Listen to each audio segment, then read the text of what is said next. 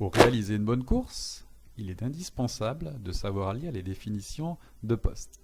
Chaque balise est représentée sur la carte par le centre d'un cercle rouge. Cette représentation n'est pas très précise et peut être ambiguë si la surface du cercle contient de nombreux détails géographiques. On joint donc à la carte les définitions des postes.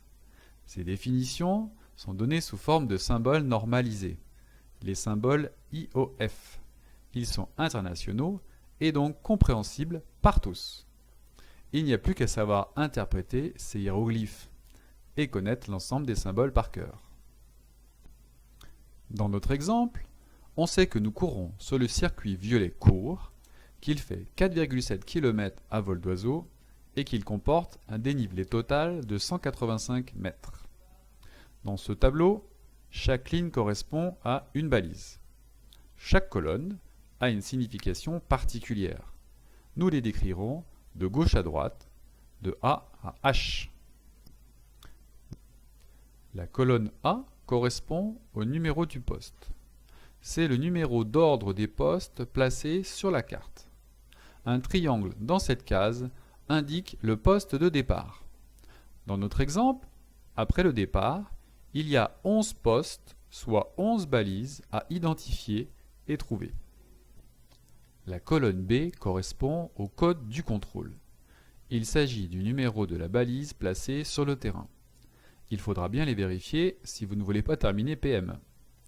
Dans notre exemple, le poste 1 sur la carte correspond à la balise numéro 234 sur le terrain. La colonne C correspond aux éléments similaires. Lorsqu'il y a plusieurs éléments identiques dans le cercle, cette case permet d'indiquer lequel correspond précisément à votre balise. Dans notre exemple, la balise 234 du poste 1 se trouve sur le cours d'eau saisonnier le plus à l'est. Voici d'autres cas que vous pourrez rencontrer.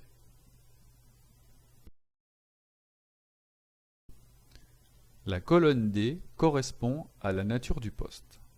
C'est ce que vous devez chercher et trouver. Et là, il y a pas mal de symboles à apprendre par cœur. Je vous propose un petit exercice en fin de vidéo.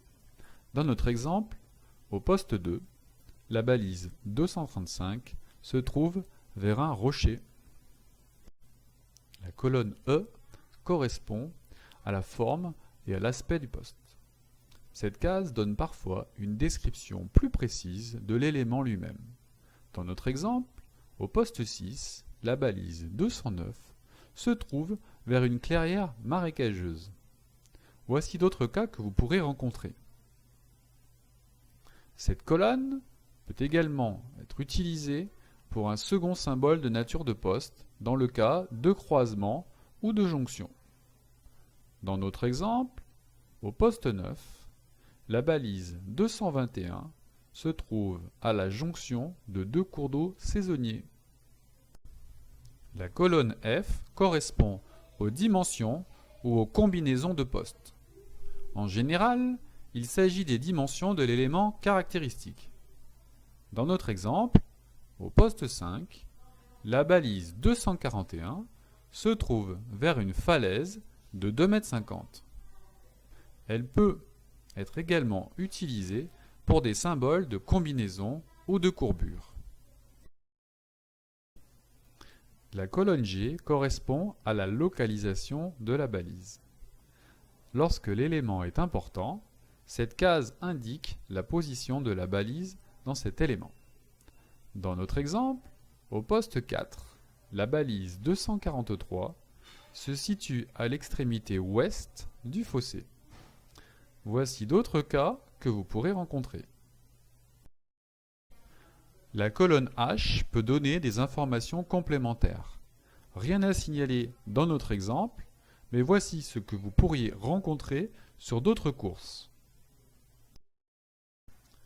Pour finir, le bandeau du bas. Il indique un parcours balisé ou obligatoire. Il peut aussi être en milieu de course.